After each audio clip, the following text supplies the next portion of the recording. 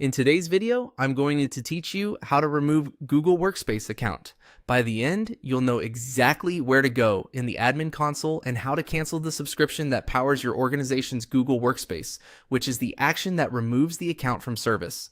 Before we start, a quick note. You'll need to be signed in as a super administrator to make these changes. It's also a good idea to back up any important emails, drive files, and calendars first, and let your team know what's changing, because canceling will stop services tied to your domain. Begin by signing in to the Google Admin Console. You can do that by navigating to the Admin Console homepage in your browser and logging in with your admin account.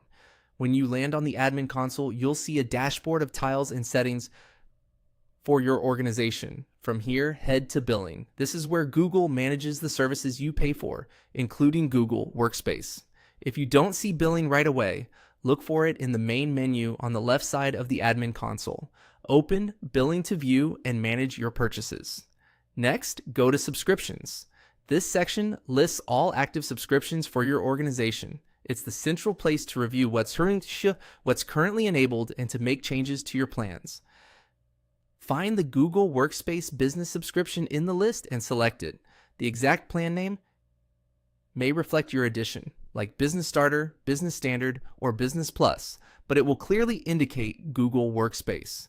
Opening it reveals details such as your billing plan, payment status, and available actions. Look for the More option, often shown as a button or an icon with 3 dots. Click that to expand advanced actions.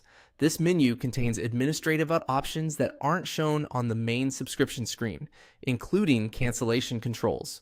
Choose Cancel Subscription. The admin console will guide you through confirmation screens that summarize what will happen next. Review the prompts carefully. Depending on your billing plan, services may end immediately or at the end of your current term. Email and other workspace services for your domain will stop, user access will be suspended, and you may have a limited data retention window before content is permanently deleted. If you need any data, pause here and export it or transfer ownership where appropriate, then proceed.